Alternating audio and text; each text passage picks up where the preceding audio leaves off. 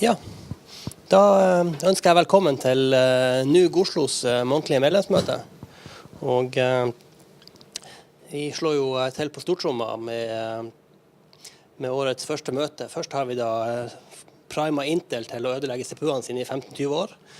Og så har vi kjørt en stor nyhetssak på det i måned. Og så får vi da noen fra Danmark for å fortelle om hvordan man kan få datamaskiner man kan stole på igjen. Så jeg overlater ordet til min venn Jonas fra Debian, som jobber med et selskap som ser på den type ting. Ja. Vær så god. Tak så meget. Jeg kan tale dansk, og jeg kan forsøge at tale langsomt, om I har lyst til at forsøge det.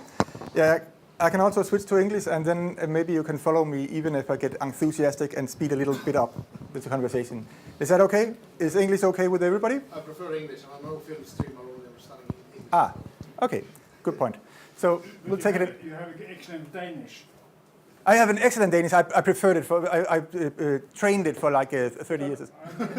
Oh, you mean that's a Danish person? I'm not discussing with the other guy, but that was just meant as a compliment. Yeah. English is okay. Okay, thank you. So, as Peter already mentioned, I'm from Debian. I sneaked in a little logo in the corner of the slides. That's the main reason I'm putting up the slides, really. I don't have a lot of pictures and cats, no cats for this talk. Mostly I will be talking about things, and then I will just use the slides as a backdrop or there for the key points I'm making. You're welcome to interrupt me at any time. I will start out with saying that I'm not a security expert.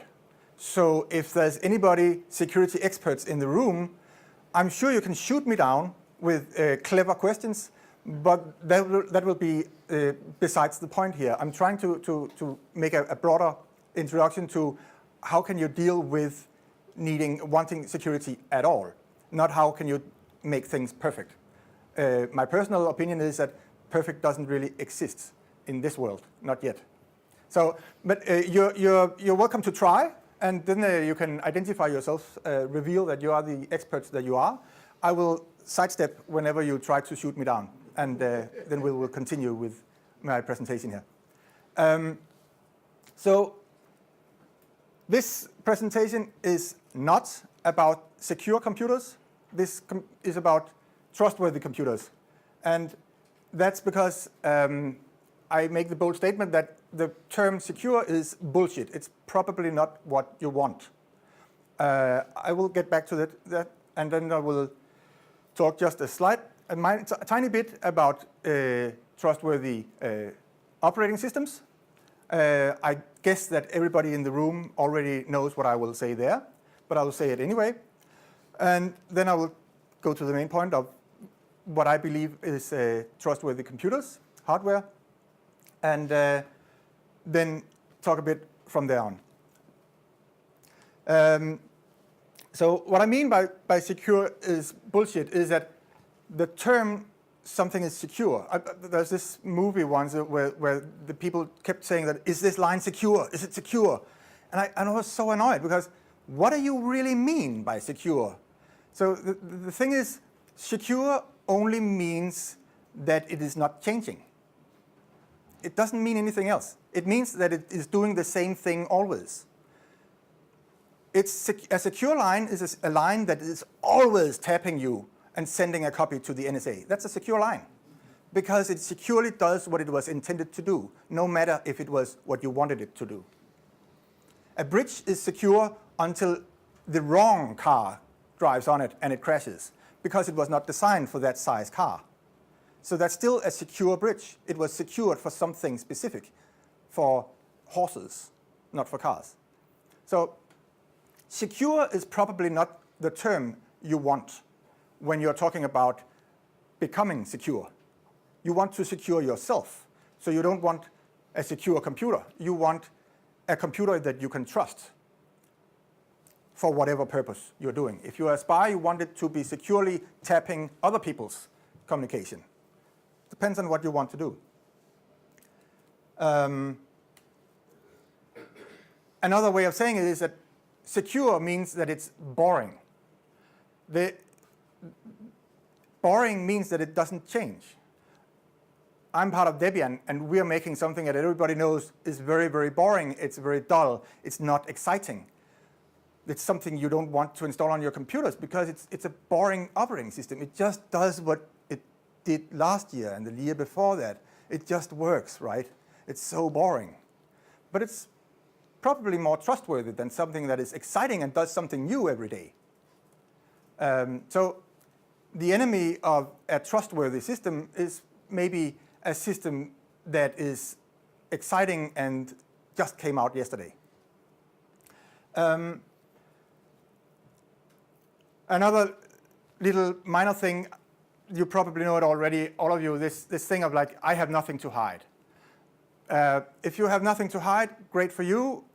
Personally, I publish my social security number on the web because I have nothing to hide there. But maybe if you have nothing to hide or lose or hijack or steal, then you are maybe not on the internet at all. Maybe you don't use digital stuff. But we're talking about the other people, the people who are outside their caves once in a while, that has something to risk. Those people who want something that to secure, to protect themselves. So if you want to establish a safe environment, a trusted environment, then you should probably use a trustworthy operating system. My personal opinion is that, of course, you should use Debian. Nothing else matters, right? I know that at least one guy here in the room, he says, no, you should use Gentoo instead. Whatever you do, you should try to reason, you should try to figure out how can you trust this? By what means do you trust this system?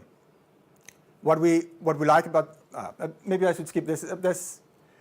So what I do myself is I run Debian on all my computers that I can run Debian on.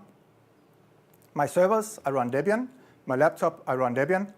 I cannot run Debian on my printer, unfortunately, so I run whatever is running on that machine, and then I don't trust that machine. So on my phone, I do not run what most people, some people say is more trustworthy. I don't run the I even forgot the name now, the FSF endorsed system. Okay, so there's Android, and then there's nowadays there's LineageOS, Replicant. So then the system that is Android released for free and then stripped of all of its binary blobs is called Replicant. I don't run Replicant because, unfortunately, Replicant is only a very few people, and they don't make security releases that often, maybe half a year or so, and that's too infrequent, I believe. But it's a balancing act. I don't really trust my phone that much. It's running CyanogenMod or LineageOS nowadays, but in my judgment, that is the best you can get nowadays. Some people say that there's this, the black, what is the name of this, as a commercial company making another fork of Android. Because it's commercial and closed source, I don't trust them. They might do great stuff, and they publish some of the stuff as free software, but I don't know with the rest. I don't know what it really is doing. So run free software is my belief, is something that is trustworthy. It has to be free software, so you can hire someone to double-check the quality of the software. Of course, you don't know everything yourself, so you have to rely on someone else. Then also try to figure out like who is doing these things. If you trust the Gentoo guys, then maybe you should run Gentoo. If you trust a guy like me missing a tooth, then you should maybe run Debian. Probably you should ask some more people. Probably you shouldn't just trust me or trust that guy. Maybe you should ask around, and maybe you should get a larger feel of like how many people trust that guy. Maybe you should trust them to trust Gentoo, or how many people are scared of me or try to steer around me. So you should try to triangulate this thing. And the same about the hardware. You should try to figure out by which measures do you want to trust your hardware. Yeah,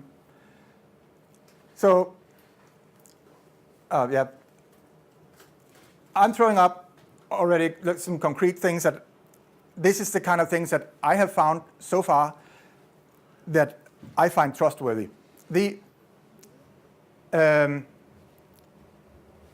The problem nowadays, as Peter also mentioned, is the problem nowadays is that, well, the CPU itself in all of the computers since the 90s at some point are buggy at best. They might also be, some of them, subverted by NSA to not be really doing randomness, and there might be a lot of other things wrong with them, but at the very best, we know for a fact now that all the Intel computers since the 90s are broken. They're buggy, and that those bugs can be abused. The latest revelations of Meltdown and Spectre, those two are, I don't really have a good answer for them. I can tell you what we do in the company I work for, but the thing that was the topic in November at least about the management engine of even newer Intel computers, the thing that you can do to handle that is you can cripple it. You can try to make it stumble and turn off itself. And of course, the other thing you can do is you can avoid Intel-based computers, but then you have very slow hardware because Intel computers is the fastest thing we have, at least for laptops nowadays. But if you want a laptop and you want something that is not running extremely slow, then you do want an Intel-based computer from the last 5 years or so.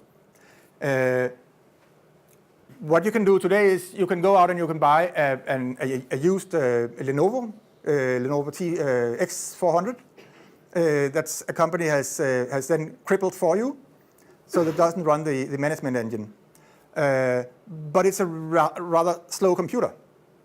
The only computer I know of that is faster than that is the one that my company, the company I work for, Purism, that they're producing. And I don't say that to brag about this company, really. I tried hard to find alternatives also. The thing is, it's not Purism that are doing these things.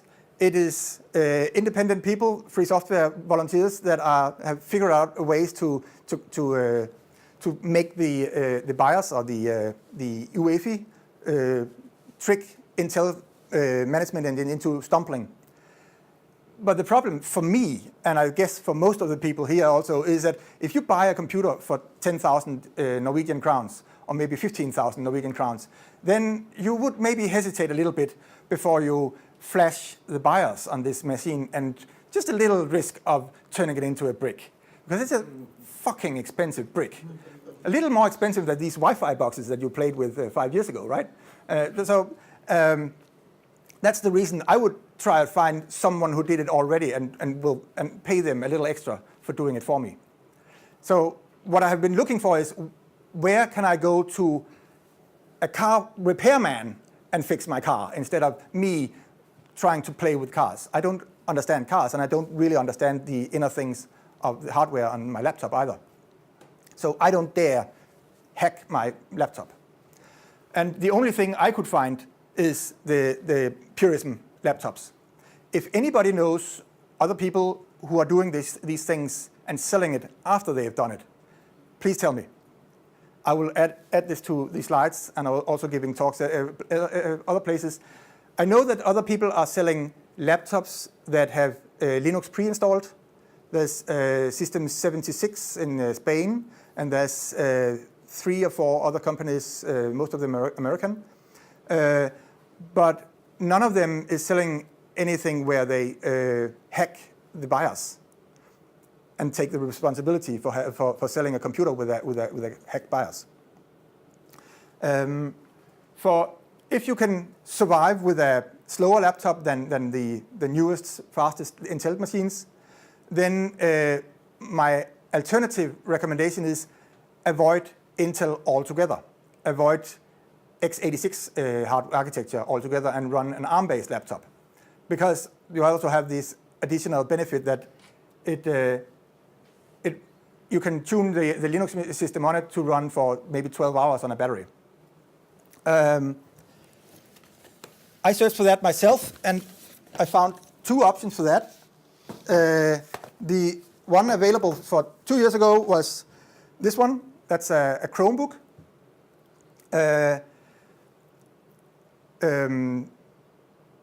It's an Asus C201. There's a couple of others that can also be used for it, but only 2 or 3 models exists that I'm aware of that can run, and you can flash the BIOS. The reason you want to flash the BIOS on this one is not because of the management engine. The reason for that is when you buy it, Google default system is so crazy that, yes, sure, it enables the possibility that you can be a developer, which means that you can turn off the web browser operating system on it and run your Linux. You can have full access to your Linux system, and you can replace it with Debian or with Gentoo or something. But the thing is, the BIOS, or whatever it's called inside the firmware, if you turn it on, then it comes with a very loud beep warning you that you are in developer mode and this is very, very, very dangerous for some reason. And if you don't say, yes, I agree with that, within 20 seconds, it wipes your hard drive so that you are back to zero. And that's what they call a service to you. So this is how it works if you don't flash the BIOS. You have the risk of, you turn it on and then the phone rings and then you're, no! And then you're back to zero. So you should have a backup. I did flash the BIOS, but it still makes the warning, so I did something wrong. They also have a little other funny detail that they call the screw. In a Chromebook, they have a concept called the screw. And the screw is literally, when you open the back, then you have to unscrew, loosen a screw inside in order to tell it that, yes, it's okay, I broke the seal, and now you can flash the BIOS. So in order to allow flashing the BIOS, you have to do the screw. You have to screw the laptop. So, or actually, you have to unscrew it. But, the other option that I love quite a bit more is this one. It comes in black or white, and then because I also bought one for my friend, I bought and I mixed it together, so I had a half black, half white, and he has the other half, of course. This one is this is a do-it-yourself laptop. It came in a bag, and then there was you could download a 50-page manual that just was screen dumps of this piece. Then you click it to this piece, and then you screw on this piece, and then you tie these pieces together. So this is really a geek laptop, and it's oh yeah, and I didn't mention that this is about 2,000 Norwegian crowns, between 2,000 and 2,500. Same price for this one. The difference is that this one is made for geeks. When you turn it on, it boots from an internal Ubuntu with a non-mainline Linux. It came out 2 months ago or something, so there is no mainline Linux for it yet. The profile, I don't remember the name of it, the profile for the Linux kernel for this device, the device tree, DTM, the device tree model, is not in the mainline kernel yet, but all of the pieces, I believe, is there. So we're just waiting for the official profile of the hardware in order to be able to run pure Debian on this laptop. I think it's awesome. And then the detail is, when you go to, for both this and the Chromebook, is when you go to the US and they want to check for your content on your computer, then you're free to check the content of this one because it only runs the internal crappy Ubuntu that I never touch. And then my computer system is on a micro SD card that, of course, I take out before I go to the customs. So,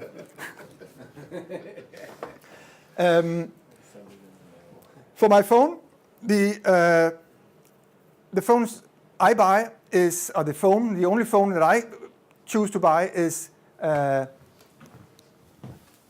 this one, which is one of the 5 or 6 models that the replicant projects supports. This is a Samsung Galaxy S3. The only model that I could find among these 5, 6 models is this one. The other models is not available refurbished in Denmark. The reason I buy this one is because of a different problem of phones. That is, I don't know how many of you know this, but there's in a phone, a smartphone, there's really 2 computer systems. There's one computer system with the modem, and there's another, that's what we call it in the 90s. There's one computer with the modem, with the phone parts, GSM part, and then there's another system with the Linux part. And the problem with most of the phones is that to save on hardware parts, and maybe also save on battery, I don't know the details, they make the 2 different computer systems share some of the parts, share the memory especially. And the problem is, if there's a bug, then the phone system, which means your phone provider, can tell your phone to go in and read some parts of some sections of the memory that belongs to the Linux system. Only if there's bugs, only if nobody intended it to do, and all of these details. We don't really know if it is a real problem, but the replicant people, the replicant developers, they found a couple of bugs in the GSM parts. They could prove that there was real problems of being able to remote control some parts. There was leaking between the 2. There was no strong barriers. So the phones that they point at is the ones that I pick. I don't know exactly if they are then safe or they are secure, but they are the least worst of the phone in the phone market. If you want to run a server on your own, then if you want a powerful server, not listed here, but if you want a relatively powerful server, then my advice would be buy a non-Intel computer, an AMD-based computer from before 2011. The reason I'm saying it like that is in 2011 it became there was issues with the management engine and the random number generator for the Intel computers, and there's some theories that the same kind of hacks that the NSA did to Intel computers, they do the same kind of hacks to AMD machines. And there was some people mentioning that the AMD-based computers before then didn't have the same kind of tinkering done to them. I don't know the details, but it's just that if you're trying to find something that is relatively safe, then the better bet is to avoid things that are too new and too fancy, and avoid things that are Intel because they are too mainstream. So that's the first thing that NSA would be attacking. If you want something slower, which is the area I love to save a lot of in energy, then the best recommendation I have is to not buy a Raspberry Pi.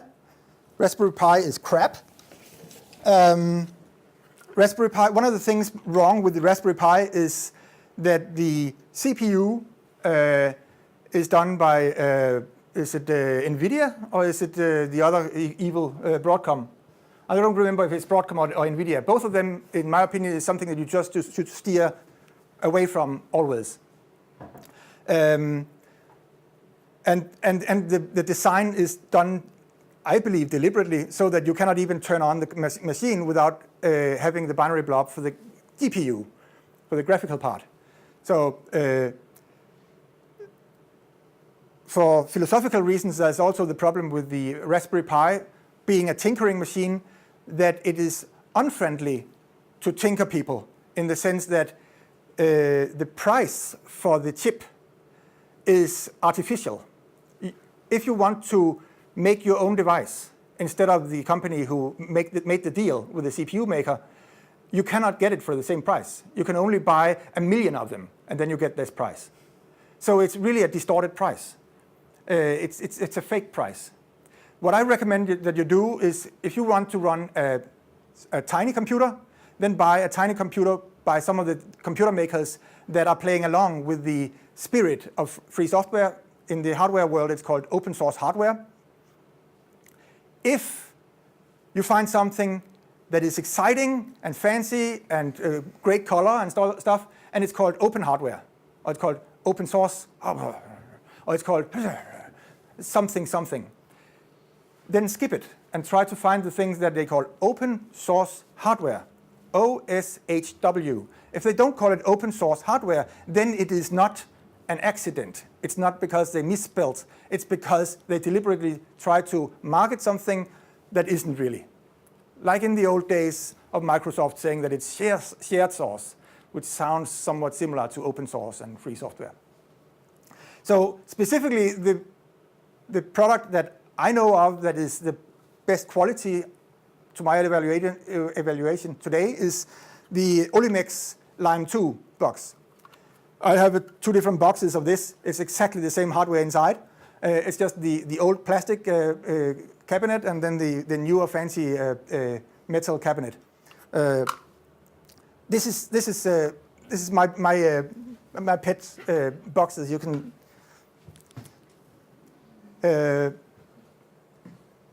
It's around 1.2 gigahertz speed, dual core. Is it 1 gigabyte memory? And then there's an SD card as the only storage. You can buy them also with an internal storage, but there's problems with using the internal storage with mainline Linux. And in my opinion, one of the core things you should do is you should always run with the mainline Linux because that's maintained and trustworthy again. Does it have a price? Oh, these boxes, around 500 Danish crowns, so somewhat similar to in Norwegian. 500 Norwegian kroner, including the cabinet. Yeah, including the box, but excluding SD card. But those are very cheap nowadays now. Do you know who sells them? Yeah, the company itself is called Olimex. At the end, I will have, no, I forgot. I thought I had a list of, There it is. yeah, yes. So the laptop, the Tinker laptop is from Olimex. This is Olimex Terrace 1, the laptop. And this one is 2,000 or 2,500 between that. And you have to piece it together yourself. And it's super fun. And the Olimex Lime 2, also linking directly to, the company is called Olimex. The product is called Lime 2. And it's about 400 Danish crowns, and then the box is 50, and then delivery. It's an Eastern European company, Bulgaria, I think. They're producing these things.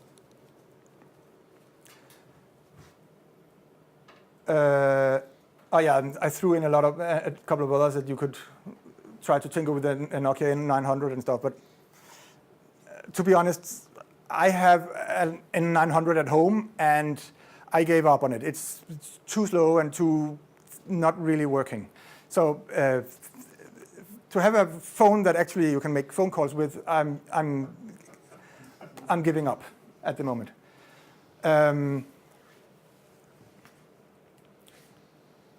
Oh, and then, of course, it's not only to help yourself to having something trustworthy, you should also try to help your friends having things that are sensible running, because as we all know, if they have something crappy, then they might end up leaking your private data anyway. But they do voluntarily on Facebook nowadays. So and you should help your enemies as well. And I don't remember why I put in F-Society other than it's a really cool TV series. And if you haven't seen it yet, Mr. Robot, it's so awesome. But I think I was just making some joke. I don't remember.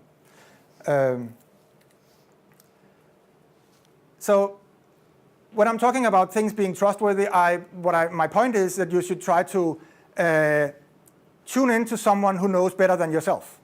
Whatever you know, you don't know all of it.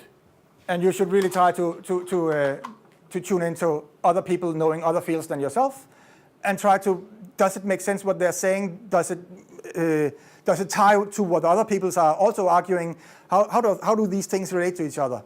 Try to make as many different kinds of angles to this, and then create your foundation from that. I'm trying here to link to other people. I'm doing a shitty job at it probably, but I'm trying. And my point of this is that if you trust just because someone tells you that this is trusted, then you're missing the point. Trust is not something that you can grab in a store and have someone else tell you is trusted. It's something that you have to evaluate yourself. And the point here is also, I've just given you a talk here and telling you, oh, all of these things, this is trustworthy. No, it isn't. It's not trustworthy to you. I'm sharing my opinions on what I find trustworthy after searching some time, and maybe I can help bootstrap your own evaluation. By you can double check my sources or double check the claims I make here, and then you can go out and bully me online if you find out that I'm all wrong in what I'm saying here. So some of the things that I find trustworthy is in Debian we have this culture of all the developers are tied together in a web of trusts. We, I believe, have the largest, strongest set in the world of PGP. That alone is nothing, because really, if you maybe heard that what we do is once in a while we meet up and then we do the dance of just standing in a circle and nod to each other and say, yeah, sure, you're trusted, you're trusted, you're trusted. And then we sign each other's keys. Or we used to do that. We try to not do the dance anymore and try to find better ways of establishing trust between each other. But there's always this thing of like, what really are you trusting when you are trusting something? Again, the reasoning. Why? What evaluation did you do? So what I'm saying is, my point here is that in Debian we have a culture of trying to figure out what is sensible and how can we establish trust among humans, among developers. We are 1,000 developers and we don't really know what everybody is doing. But we try to establish some level of double-checking each other. And then the other part is this, we try hard to work in transparency. Again, like I said before, that if I do something, if I state something here that you find out is wrong, then instead of just silently avoid me, then you should really shout and tell that I should not be trusted. You should try to kill my next talk, because it's dangerous for me to have run around and give talks and say something that is utterly wrong. And same with Debian. If Debian is doing something wrong, you should bully Debian for doing it wrong, because we have to improve, or at least stop doing it. And we're trying to invite that debate. Another point I'm making with this open source hardware, here's the link to the definition, that open source hardware, when you buy a device where the CPU is possible to buy in small pieces also, that means that if your device is broken 5 years from now, then maybe you know someone who knows how to unglue the chip and glue another chip into. In 5 years now, don't shut your head like that. It might be in 5 years that you know someone who can do this thing with a chip. And if you just want to throw it away, you can just take that gamble and replace this thing. So you can have a longer lifespan of your computer stuff, and you can save the Earth from melting. Literally, maybe not the meltdown bug, but so that's it. Can I just say something? Of course, okay. On your, do you want me to say who I am? Or? No, okay. On your previous slide, you said about all bugs are shallow. Yeah, yes. Given enough eyeballs, all bugs are shallow. Well, I'd say given enough intelligent eyeballs, all bugs are shallow. Because if you have a lot of idiots looking at your code, it will still pass review. May I add to that one? Yeah. Given enough eyeballs, all bugs are shallow. If all people at all in the whole world are idiots, there would be no possibility in having the intelligent people to look. And if only 3 people in the world were intelligent, then given enough eyeballs, the intelligent ones was always also looking. I get your point, Yeah. but I'm just teasing here. No, but there's an example here. The current meltdown problem.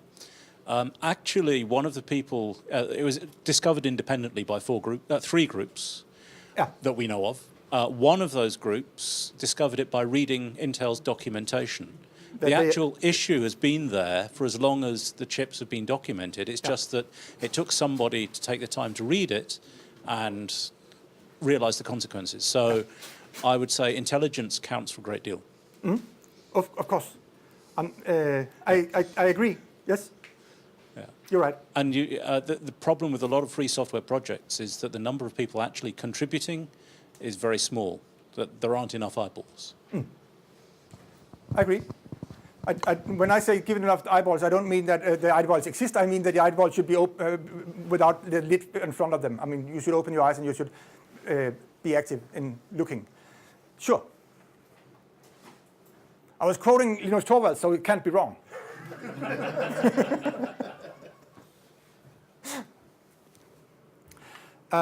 This is what I had to offer, but I would really love any questions at all. Also sliding away from exactly what I've said here. I'm sure that there's related stuff that I could share. Can you tell us more about what Purism are making? That's a good question. Yes, I can. So Purism is a company that is producing laptops now, and since November also has started developing a phone. The phone will only be ready in a year from now, so we're all very excited about seeing it when it comes out. The special thing about the Purism laptops is that the company, by principle, is trying hard to make it more trustworthy. One of the physical things on it is that the laptop has two physical switches. One to switch off the radios, Bluetooth and Wi-Fi radio, and the other one to switch off the, I even forgot, the microphone and the camera. And they do it on a physical level so that even if the software is hijacked by some means or by some bug, then the wire to the devices are cut off. What they also do is, as I mentioned already, they're flashing the firmware, replacing it with a core boot with firmware. No, the core boot and the blobs for some of the CPU parts that is tricked into having the management engine shut itself down at the beginning. Oh, and what we are doing, what we did, I say we, what the clever guys in my company did a few days ago is, no wait, I cannot promise that they already finished doing it. What is the plan to do at least is for the firmware that exists today, there's been released some firmware to address one of the two bugs. I think it's the meltdown bug, is possible to fix if you load the CPU firmware that is up to date. So Intel has magically given us the solution to the Intel fuck-up. And we can just close our eyes and trust them they haven't sneaked in something else. That's the situation with CPUs. There's nothing new about that. CPU has some intellectual property, and they now have some new intellectual property, and it should be better than the former one. What we can do in Purism is that we can ship the next batches of laptops with this firmware preloaded, so that when you turn it on, you don't have this gap of time where it's missing until you get the firmware updated. So we can put it into the core boot firmware because we have the routines to flash the firmware, and we guarantee a machine running with our flashed firmware, our custom firmware. And I believe we're also working on offering the updates possibility for existing laptop users, obviously, so that people can flash their own firmware, update with the newest Intel microcode. Anybody interested in the new phone projects? I don't know if I can tell much about it. Not because it's secret, but because we're working on it. It will be an IMX8 based, an ARM CPU that was just came out here in the fall, the CPU itself. So we have had trouble getting the CPU. It will be with free drivers for the GPU because others have solved that issue for this specific hardware. And it will be with shipped with a free operating system, with a free mainline Linux. So it will not be with Android. It will be with a common, conventional kind of Linux system. It will not be just a Gentoo or a Debian or a Red Hat. It will be a system with at least a few applications that works for a phone. Probably no more than a few, because we haven't had time for developing much. We try to encourage the GNOME community, the KDE community, and other communities to collaborate with us, and of course also have them access to our hardware as soon as we have it available, so that we can have more applications. We are not a software company. We are a hardware company. We produce the hardware. So we just try to closely collaborate with software people to also do this, the applications. We are mostly in love with GNOME.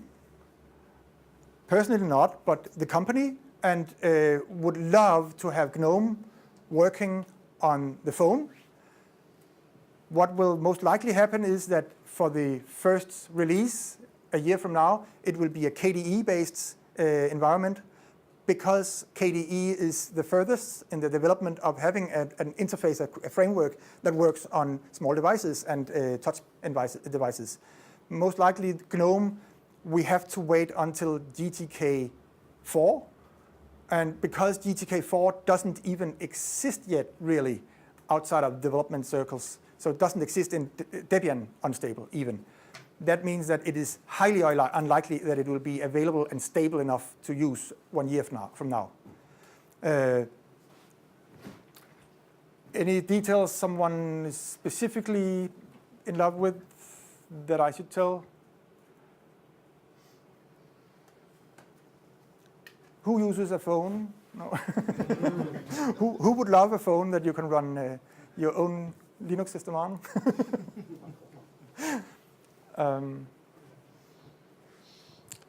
A different question. Yes, shoot. You seem to have walked uphill with open hardware for a while. Can you tell us your most interesting challenge, or what kind of problems you have experienced on the way? Well, the most recent one was that a similar talk to this one I gave in Toulouse a month ago, or 2 months ago, and I got the Terrace 1 week before that, and I was like, cool, I'm gonna give this talk, and then I'm gonna show this laptop, and it will fucking be running Debian. So I fought for a week, not to prepare the talk, but to and of course, then after a week, I learned that this device tree model didn't exist. So I had been spending 2 days compiling Linux kernels on my new shiny laptop, just to realize that forget about it. It's not called the ARM64. It's called ARM64 Terrace 1, and that didn't exist. So I just thought it was a typo. It wasn't. It didn't exist. So.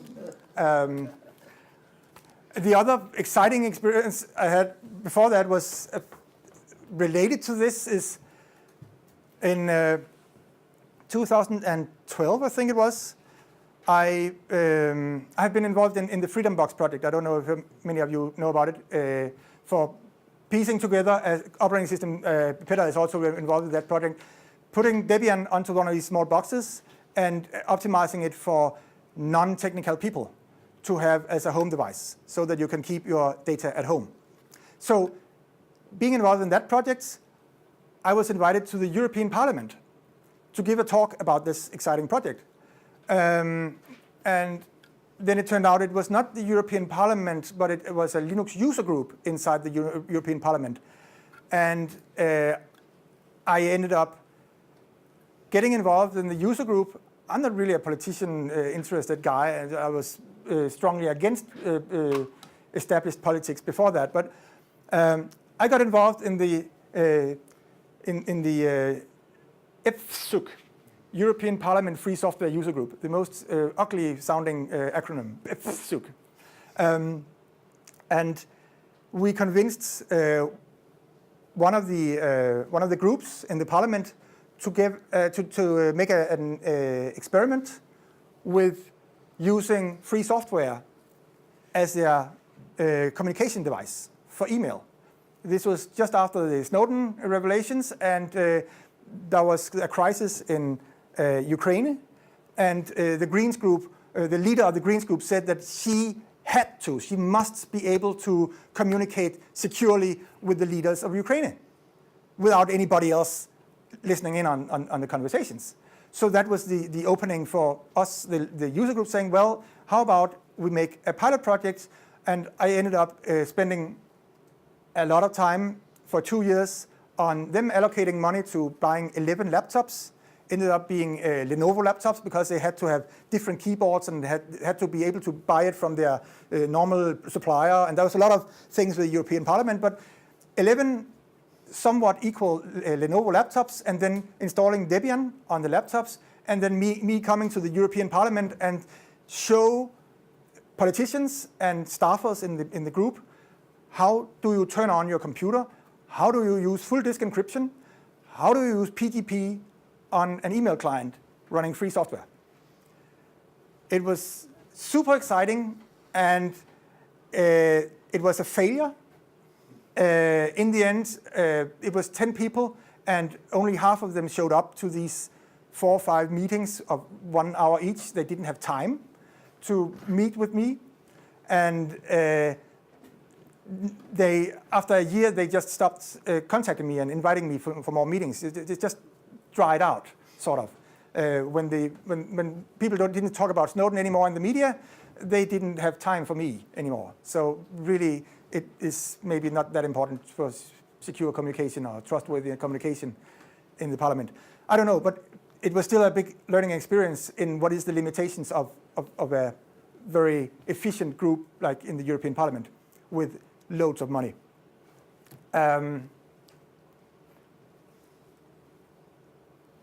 Any other questions remotely related to? Getting a question through IRC here, and it's regarding the Librem13, and the question is that it seems like the CPU is supporting 32 gigs of RAM, so is it possible to get it with that, or is it limited to 16 gigs? The question is if the laptops is limited to 16 gigabytes of RAM? Yes. I think I recall that question before also what I generally recommend is things like that ask on the forums of Purism itself. I think this question specifically was already asked and responded to that, well, in the current revision, I believe, yes, there's a limit of 16 gigabyte of RAM because the board can either have 2 memory slots or a memory slot and an N4MV, something, whatever it's called, this super fast double speed SSD thingy. And we have this thingy. So that's the reason we don't only have 1 memory stick, memory chip, and can only go up to 16. So, but the next revision most likely will have something else, something rearranged. I don't know exactly. But ask on the forum for something that is you can rely on. Thank you. Yeah? I just got a couple of Orange Pis from China. Are they open hardware or are they open source hardware? They are more hardware. Yeah. So the whole thing is blurry. And you can draw the line many places. You probably, this is similar to also in free software. Google is doing free software, and they are doing a lot of good with free software. They are, but then there are some of the things they're doing is super frustrating because if you just did it in a different way, we would benefit a lot more from Google, but also they would maybe go bankrupt. We don't know. They are very clearly successful in what they are doing, earning a lot of money, and some of it is dripping down on us. The Orange Pi, the existence of super cheap, even cheaper than these devices, mean that more people spend time on hacking these hardware chips. They're using the same core CPU as this one. So some of the development revelations that they find on how to tune the chips benefits other similar chips also. But no, the Orange Pi is not the most interesting one.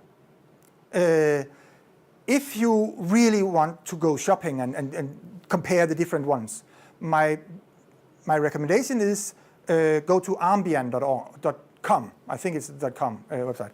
So Armbian instead of Debian. Armbian is it's a few people who are doing a fork of Debian optimized for small ARM boards. And especially one of the people there seems to be very clever in how to tune these devices in different ways. So that means that he knows what are crap and what is realistic to try to tune. Like for instance, don't just buy a 64-bit CPU and think that you can run double the speed or double anything, because then they cut on something else and buffers are smaller or whatever it is, or wasting bandwidth on memory. There's a lot of different variables here. So if you want to go look for what is a good quality for whatever you want to use, then try to look at the forums of Armbian. But for all I've looked, I have not found anywhere that people are saying, oh yeah, these are really crap. Do go buy some of the Orange Pis in China. No, it's still, I've been confirmed that these devices are still good today. These are 32-bit boards. They are not 64-bit boards. They don't have 4 gigabytes of RAM. Not all people, but some of the people who say that I really need 4 gigabytes of RAM, they don't know what they're talking about. They haven't even tried. What they have tried is they have experienced with Intel-based boards, and they think they know how much memory their applications are consuming, but they have not tried on ARM-based systems. And the memory dynamics is different in ARM chips. And they're also different between 32 and 64 bits, because the bandwidth of the bus is different, so it gobbles up more memory, just switching. So if you take your standard AMD 64-based laptop and you install a 32-bit operating system, or just a 32-bit kernel, I believe, then you save memory. So I don't know all of the details. I just haven't found anywhere convincing arguments for shifting away from these yet. So the thing that I found, or the thing that I didn't find, was any other small devices of this type that had a microphone header. That's why I bought this Orange Pi Zero, I think it's called, that had a microphone header. That was the main reason, but it's basically and the thing is, what I would do is buy these devices for their being a computer, not for their being an electronics device, because they have plenty of headers to hook onto other stuff. So then look for a small audio stuff if that's the thing you need. Then look for the audio stuff separately. A USB-based audio device, you can probably buy it for $5, no, 5 Danish kroners in China. So buy that one in China instead of buying the whole thing in China. I mean, and then throw it away when it doesn't work, and then buy 15 of them, and then throw away the 14 until you find one that works. It's still more reliable because you don't throw the main piece away. That would be my recommendation. Don't buy your car based on the windshield. Is that a comparison?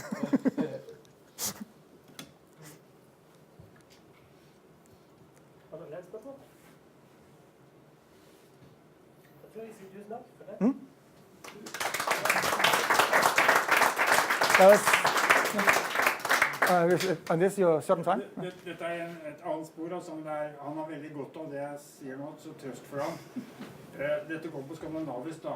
Da jeg var 65, så trodde jeg at jeg ville forstå dansk dårligere, eller jeg forstod dansk dårligere i nordiske møter. Og jeg trodde det var alderen. Men jeg har en nabo som heter Rolf Teil, og er professor i lingvistikk, og snakker 115 språk. Det er ikke så verst. 115? Ja, det er okay. Ja. Og så spør jeg han da, det hørselen min som svikter når jeg ikke forstår dansk? For jeg trodde det kanskje at den var alder og sånn. Nei da, sa han. Det det ikke. For at jeg har opplevd at svenskene falt av. Og ikke bare 1 og 2, som de gjorde før, men liksom halvparten av svenskene falt av. Men ikke alle nordmennene da. Og så fortalte han meg det til din trøst da. At yngre dansker snakker dansk enda dypere enn de eldre danske. Så når jeg sier til deg at du snakker tydelig dansk, så det alderen din jeg uttaler meg om, det ikke dansk.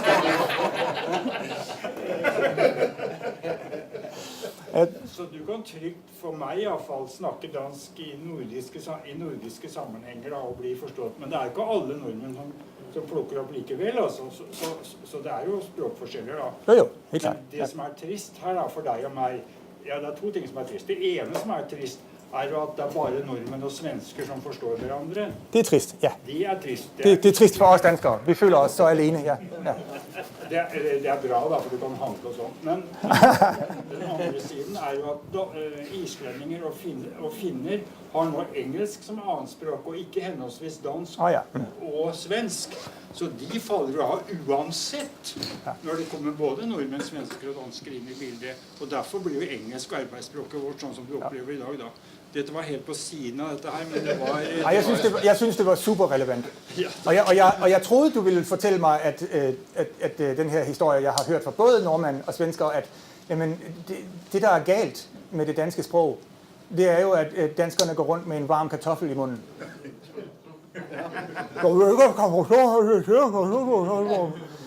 Men, nej, det ikke en kartoffel, men jeg kan selv genkende, hvordan at det danske sprog vi mumler. Ja, og de mumler mer med alderen, slik at du vil også få problemer med yngre dansker, vær så god. Hvis du ikke har fått det allerede, da, det ikke så. Men det jo uttaleforskjeller mellom språkene våre, selv om skriftbildet mellom dansk og norsk veldig nært. Altså, hvis du leser dansk, så ja, på skriftsprog, ja, der det nært. Men på talesprog, det danske sprog, vi har 2 forskellige sprog. På norsk, hvis jeg uttaler, hvad der står I teksten, som jeg lige nu udtaler mere tydeligt, hvad det jeg gerne vil sige, så taler jeg norsk. Hvis jeg taler dansk, så klipper jeg slutningen af hvert eneste ord. Og hvis du gør det samme, så forstår jeg ikke, hvad du siger. For du ved ikke præcis, hvor du skal klippe ordet. Så vi har en meget, meget avanceret metode til at klippe ord det rigtige sted. Men vi klipper alle ord. Det ikke en joke, vi klipper alle endelser. Undtagen I radioen. I radioen, der tvinger de sig selv til at afslutte ordene. Ja, det så. Dansk fjernsyn helt greit for alle. Ja, det fint, ja. Men det her høres ut som vi kan fortsette å diskutere om det. Ja.